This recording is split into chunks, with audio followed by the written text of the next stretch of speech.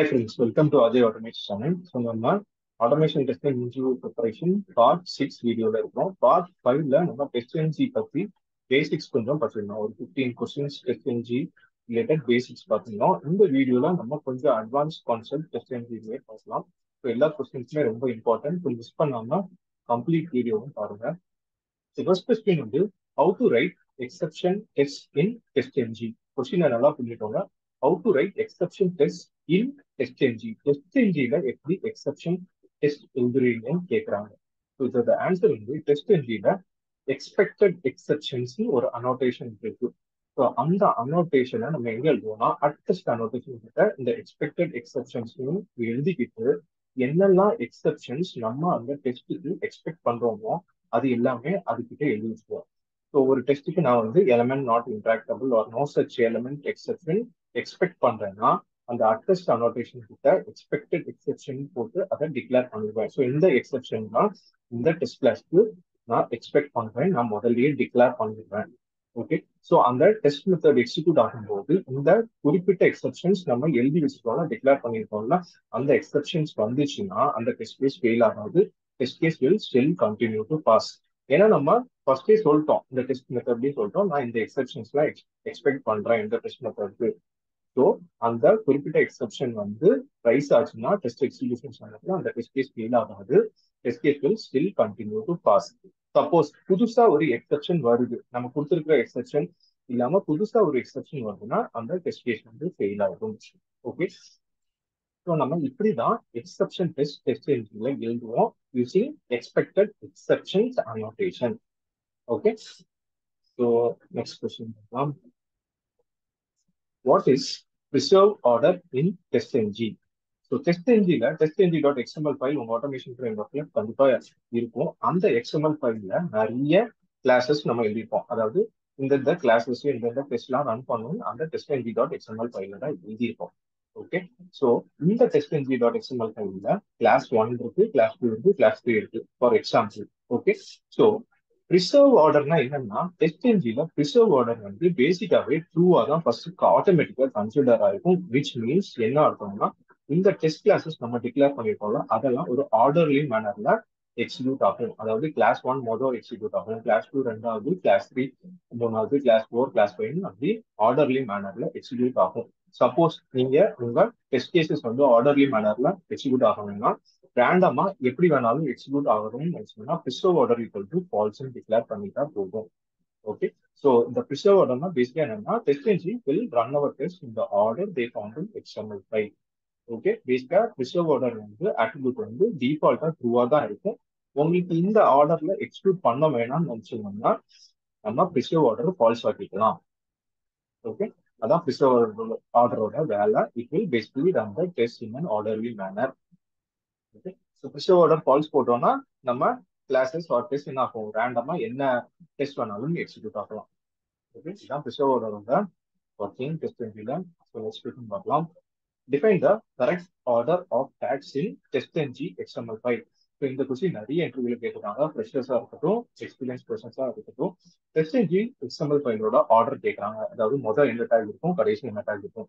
First எப்பவுமே சூ டேக்ல தான் ஸ்டார்ட் பண்ணுவோம், அப்புறம் டெஸ்ட் டேக், அப்புறம் கிளாஸஸ், அதுக்குள்ள கிளாஸ்க்குள்ள என்ன இருக்கும், மெத்தட்ஸ் இருக்கும், மெத்தட்ஸ்க்குள்ள குரூப்ஸ் இருக்கும், இன்க்ளூட் எக்ஸ்க்ளூட் டேக்ஸ்லாம் இந்த குரூப்ஸ்க்குள்ள தான் நம்ம கொடுப்போம். ஃபைனலா ஸ்டூட் ஃபைல்ஸ் டேக் இருக்கும். இந்த ஆர்டர் நம்ம எப்பவுமே மாத்தி சொல்லக்கூடாது. அதாவது ஸ்டூட்டுக்கு அப்புறம் கிளாஸஸ் சொல்லிட்டு டெஸ்ட் சொல்லக்கூடாது, ஸ்டூட்டுக்கு அப்புறம் டெஸ்ட் சொல்லிட்டு தான் கிளாஸஸ் சொல்லணும். கிளாஸஸ் சொல்லிட்டு அதுக்கப்புறம் கிளாஸ் இருக்கும், அதுக்கு கீழே மெத்தட்ஸ் இருக்கும். ஓகேவா? ஸோ இந்த ஆர்டரை நல்லா படிச்சு வச்சுக்கோங்க. அடுத்த கொஸ்டின் பார்க்கலாம். So can we use regular expression in TestNG groups? டெஃபினட்டா நம்மளால ரெகுலர் எக்ஸ்பிரஷன் யூஸ் பண்ண முடியும் TestNG groupingல. ஸோ இது ஒரு சாம்பிள் XML ஃபைல்.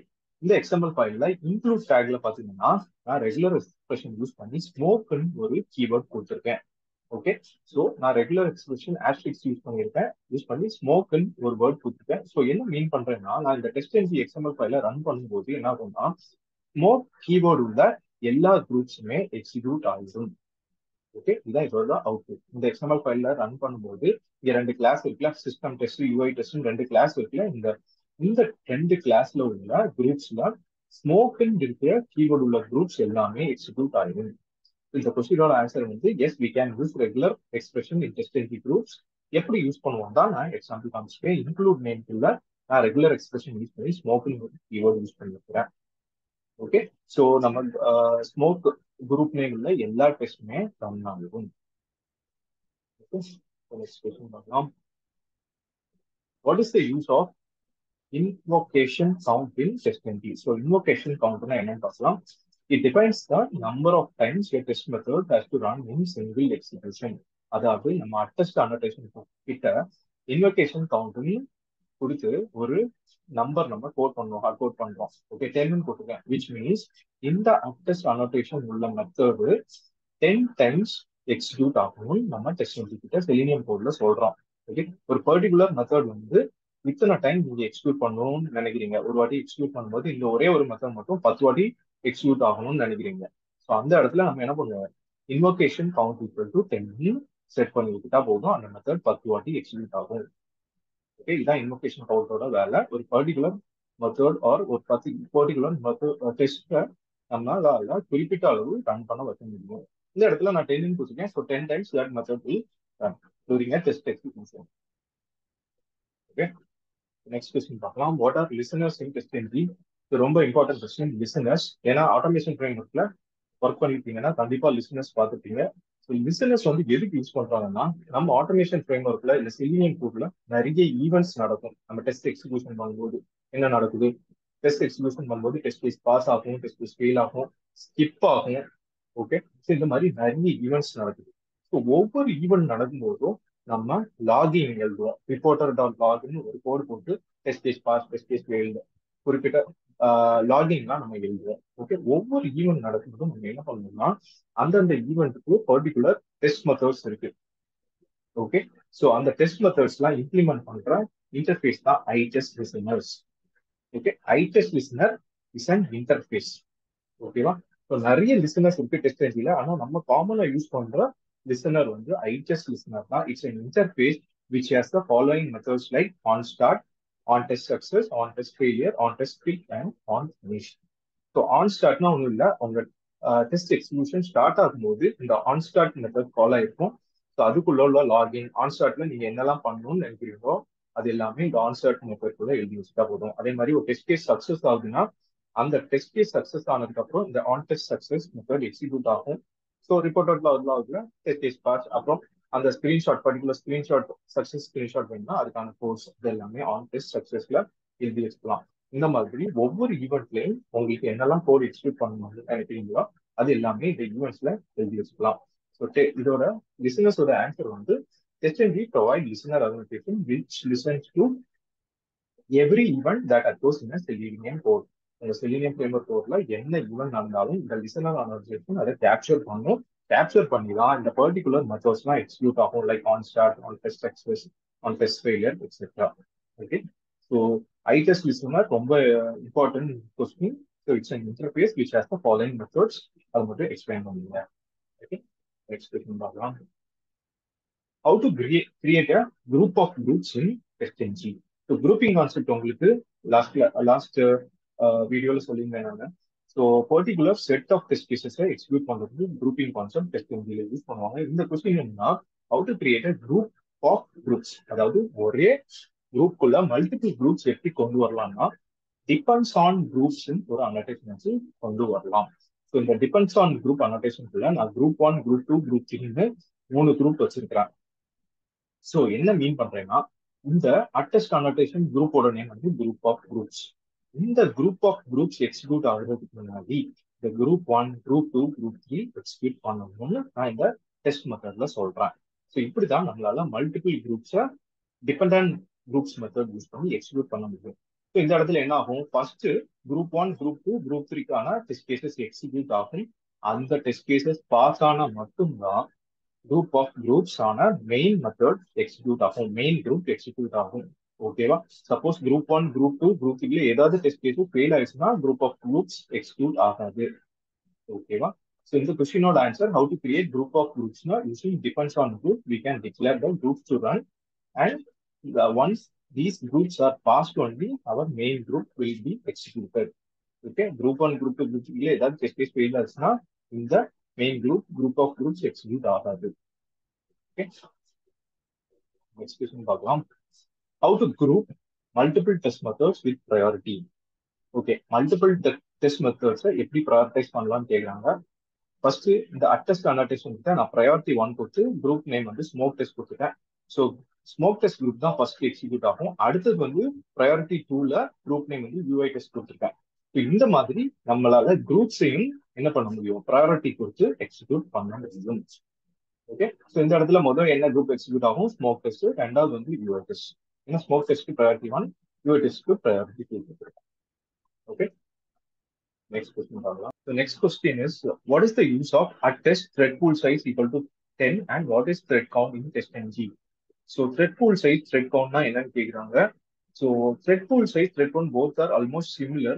ரெண்டுமே என்னன்னா உங்க டெஸ்ட் எவ்வளவு த்ரெட்ஸ்ல ரன் பண்ணணும்னு டிக்ளேர் பண்றது தான். ரெண்டுமே parallel எக்ஸிகியூஷன் லெவல்ல தான் வருது. Okay, so thread pool size வந்து நம்ம டெஸ்ட் லெவல்ல டிக்ளேர் பண்றோம். த்ரெட் கவுண்ட் வந்து எக்ஸ்எம்எல் ஃபைல்ல டிக்ளேர் பண்றோம். அதாவது உங்க டெஸ்ட் வந்து இவ்வளோ த்ரெட்ஸ்ல ரன் பண்ணணும்னு டிக்ளேர் பண்றது தான். ஓகே, இந்த இடத்துல நான் 10 த்ரெட்ஸா ரன் பண்ணுங்கன்னு சொல்லியிருக்கேன். ஓகேவா, ஸோ நம்ம பேரல் எக்ஸிகியூஷன்ல த்ரெட் கவுண்ட் டிக்ளேர் பண்ணதில்ல. ஸோ அந்த யூசேஜுக்கு தான் இந்த thread pool size and thread count almost use. Okay, ரெண்டோட பர்பஸ்மே ரெண்டு சிமிலர் தான். It is use to specify number of threads to use when running a test method in parallel. Parallel execution பண்ணும்போது நிறைய த்ரெட்ஸ்ல ரன் பண்ணுவோம்ல. ஸோ எவ்வளவு த்ரெட்ஸ்ல run பண்ணுவோம், இந்த thread pool size and thread count வேல நம்ம கோட் பண்ணிக்கலாம். ஸோ இந்த இடத்துல 10 கொடுத்துருக்கேன். ஸோ 10 த்ரெட்ஸ்ல நம்ம டெஸ்ட் வந்து எக்ஸிக்யூட் ஆகும். ஓகே, நெக்ஸ்ட் கொஸ்டின் பார்க்கலாம். On what levels we can apply parallel testing in TestNG? So parallel testing உங்களுக்கு தெரியும், போன கிளாஸ் வீடியோல சொல்லியிருந்தேன். ஸோ நம்மளோட டெஸ்ட்டை வந்து டிஸ்ட்ரிபியூட் பண்ணி நிறைய ப்ரௌசர்ஸ் ஆர் டிவைசஸ்ல எக்ஸிக்யூட் பண்றது தான் parallel testing. 1000 டெஸ்ட் கேசஸ் இருக்குன்னா 200 test case one browser, 200 test case இன்னொரு ப்ரௌசர்னு நம்ம டிஸ்ட்ரிபியூட் பண்ணி விட்டுருவோம். டெஸ்ட் எக்ஸிக்யூஷன் ரெடியூஸ் பண்றதுலாம் parallel testing. ஸோ என்னென்ன லெவல்ஸ்ல எல்லாம் parallel testing அப்ளை பண்ணலாம்னு கேட்குறாங்க. we can apply in method level, test level, classes and instances. இப்போ மெத்தட் லெவல்ல நம்ம parallel testing அப்ளை பண்ணோம்னா என்ன ஆகும்னா, உங்க டெஸ்ட் கேசஸ் ஆர் ஆட்டோமேஷன் ஃப்ரேம்வொர்க்ல அட்டஸ்ட் அனோட்டேஷன் யூஸ் பண்ணிட்டு எல்லா மெத்தட்ஸுமே எக்ஸிக்யூட் ஆகும். ஓகே, மெத்தட் லெவல்ல நீங்க parallel testing அப்ளை பண்ணணும்னா அட்டஸ்ட் அனோட்டேஷன் யூஸ் பண்ணிருப்பீங்களா. ஸோ அந்த அட்டஸ்ட் அனோட்டேஷன் யூஸ் பண்ண மெத்தட்ஸ் எல்லாமே எக்ஸிக்யூட் ஆகும். ஸோ இந்த மெத்தட்ஸ் கீழே உள்ள கோட்ல பாத்தீங்கன்னா நான் த்ரெட் கவுண்ட் 2 கொடுத்துருக்கேன், parallel equal to methods கொடுத்துருக்கேன், which means I have applied parallel testing level in method level. Okay, ரெண்டு த்ரெட்ல எல்லா டெஸ்ட் மெத்தட்ஸும் ரன் ஆகும். ஓகே, டெஸ்ட் லெவல்ல டிக்ளேர் பண்ணிருந்தீங்கன்னா parallel equal to tests இருக்கும். ஸோ என்ன ஆகும்னா, this value will be use to run all test contained within the test tag. அதாவது உங்க டெஸ்ட் டேகுக்குள்ள டிக்ளேர் பண்ணியிருக்கிற எல்லா கிளாஸஸும் எல்லா டெஸ்ட்டும் இந்த parallel equal to test declare பண்ணிருக்கும்போது ரன் ஆகும். ஓகே, ஸோ உங்க எக்ஸ்எம்எல் ஃபைல்ல டெஸ்ட்னு ஒரு டேக் இருக்கும்ல, அதுக்குள்ள நம்ம டிக்ளேர் பண்ணிருக்கிற எல்லா டெஸ்ட்டுமே நம்மளால parallel testingல ரன் பண்ண முடியும். ஸோ மெத்தட்ஸ்னா என்னது, அட்டஸ்ட் அனோட்டேஷன்ல டிக்ளேர் பண்ணியிருக்கிற எல்லா மெத்தட்ஸும் ரன் ஆகும், எக்ஸிக்யூட் ஆகும் parallel testingல. டெஸ்ட் லெவல்ல டிக்ளேர் பண்ணியிருந்தா என்ன ஆகும், உங்க டெஸ்ட் டேகுக்குள்ள கொடுத்திருக்கிற எல்லா டெஸ்ட்டுமே ரன் ஆகும். அதே மாதிரி கிளாஸஸ்லயும் இந்த மாதிரி parallel testing லெவல் அப்ளை பண்ணலாம். அப்போ என்ன எக்ஸிக்யூட் ஆகும்னா, all the test cases contained within the XML classes will run in parallel. அதாவது உங்க XML ஃபைல்ல கிளாஸஸ்னு ஒரு டேக் இருக்கும்ல, அதுக்குள்ள கொடுத்திருக்கிற குறிப்பிட்ட கிளாஸஸ் வந்து parallel testingல ரன் பண்ணலாம். Okay, so we can apply parallel testing with these methods, tests, classes and instances level. Okay, parallel testing ரொம்ப இம்பார்ட்டன்ட் கான்செப்ட். இதுல ஸோ அடுத்த கொஸ்டின் வந்து, how do you implement data providers in TestNG? So சில இன்டர்வியூல எப்படி implement பண்ணுவீங்கன்னு உங்களை டைரக்டா ஸ்கிரீன்ஷாட் பண்ணி கோட் பண்ண சொல்லுவாங்க. எப்படி டேட்டா ப்ரொவைடர் இம்ப்ளிமெண்ட் பண்ணுவோம்னா, ஃபர்ஸ்ட் ஒரு மெத்தட் கிரியேட் பண்ணுவோம் டேட்டா ப்ரொவைடர் டேட்டாலாம் பாஸ் பண்றதுக்கு. ஓகேவா, ஸோ ஃபர்ஸ்ட் ஸ்டெப் வந்து என்னன்னு கேட்டீங்கன்னா, டேட்டா ப்ரொவைடர் அனோட்டேஷன் யூஸ் பண்ணி ஒரு நேம் கொடுப்போம். இந்த இடத்துல நான் டெஸ்ட் டேட்டான்னு நேம் கொடுத்துருக்கேன். அதுக்கப்புறம் என்ன பண்ணுவீங்கன்னா, ஒரு 2-dimensional array of objects return பண்ற மாதிரி வேல்யூஸ் டிக்ளேர் பண்ணிருக்கேன். ஓகே, மெட்டல் பாஸ்வேர்ட் 1, ஏன்னா எனக்கு 2 வேல்யூ ரிட்டர்ன் ஆகும். So I created 2-dimensional array. இந்த மாதிரி யூசர் நேம் பாஸ்வேர்ட் தான் நான் பாஸ் பண்றேன். So not only user name password, உங்களுக்கு என்னெல்லாம் வேல்யூஸ் யூஐல கால் பண்ணணுமோ அதுக்கு நீங்க array of single dimensional array or 2-dimensional array create பண்ணி இந்த டெஸ்ட் டேட்டால வந்து பாஸ் பண்ணிக்கலாம். ஓகே, உங்க ஆக்சுவல் டெஸ்ட்க்கு. ஸோ ஸ்டெப் ஒன் வந்து டேட்டா ப்ரொவைடர் அனோடேஷன் யூஸ் பண்ணி முதல்ல ஒரு நேம் கொடுங்க. இந்த இடத்துல டெஸ்ட் டேட்டான்னு கொடுப்பேன். அப்புறம் இந்த இடத்துல எனக்கு ரெண்டு வேல்யூ பாஸ் பண்ணணும். So I created two-dimensional array and I have declared all the values here. அதுக்கப்புறம் இந்த மெத்தட்ல இருந்து நம்ம மெயின் டெஸ்ட் நம்ம டெஸ்ட் கேஸ் கால் பண்ணோம்ல. ஸோ நான் ஆக்சுவல் டெஸ்ட் கேசஸ் மறுபடியும் டேட்டா ப்ரொவைடருக்கு டெஸ்ட் டேட்டா நேம் கொடுத்துருந்தோம்ல அதை அங்க டிக்ளேர் பண்ணிக்கிறேன். அப்பதான் இங்க இருந்து அங்க கால் பண்ண முடியும். ஓகே, நம்ம ஆக்சுவலா டெஸ்ட் மெத்தட் டேட்டா ப்ரொவைடருக்கு எழுதிருக்கோம்ல அங்க இருந்து நம்ம ஆக்சுவல் டெஸ்ட் கால் பண்ணிருக்கேன். Declare data provider equal to test data inside my address method. அதுக்கப்புறம் ஓகே வேல்யூஸ் இப்போ கால் பண்ணுவோம்ல. ஓகே டெஸ்ட் டேட்டாவை கால் பண்ணிட்டேன். வேல்யூஸ் கால் பண்ணணும்னா நான் இந்த இடத்துல ஸ்ட்ரிங்கா கால் பண்றேன். ஓகே, இதெல்லாம் string வேல்யூஸ்னால I have given name like string username and password. Now we can call all the values inside our test classes. ஓகேவா, இதுதான் வே. ஃபர்ஸ்ட் வந்து ஒரு மெத்தட் கிரியேட் பண்ணுங்க டேட்டா ப்ரொவைடருக்கு. அதுல வேல்யூஸ்லாம் டிக்ளேர் பண்ணுங்க. அதுக்கப்புறம் அந்த வேல்யூஸை நம்ம ஆக்சுவல் டெஸ்ட்டுக்கு கால் பண்ணுங்க. ஸோ இதை எக்ஸ்பிளைன் பண்ணிட்டாலே இன்டர்வியூருக்கு புரிஞ்சிடும். நம்ம கண்டிப்பா இதை இம்ப்ளிமெண்ட் பண்ணிப்போம், நம்ம புரிஞ்சுப்பாங்க. ஓகேவா, in this way we can implement data providers in TestNG. Okay, so we have come to the conclusion. இந்த வீடியோ உங்களுக்கு ரொம்ப ஹெல்ப்ஃபுல்லா இருக்கும்னு நினைக்கிறேன். எங்க சேனலை சப்ஸ்கிரைப் பண்ணலைன்னா சப்ஸ்கிரைப் பண்ணுங்க, சப்போர்ட் பண்ணுங்க and watch out for more automation videos. Also automation training, manual testing trainings தேடிட்டு இருக்கீங்கன்னா எங்களை இந்த இமெயில ரீச் அவுட் பண்ணலாம், tbmfirsttraining@gmail.com. Okay, so thanks for watching. Bye, take care.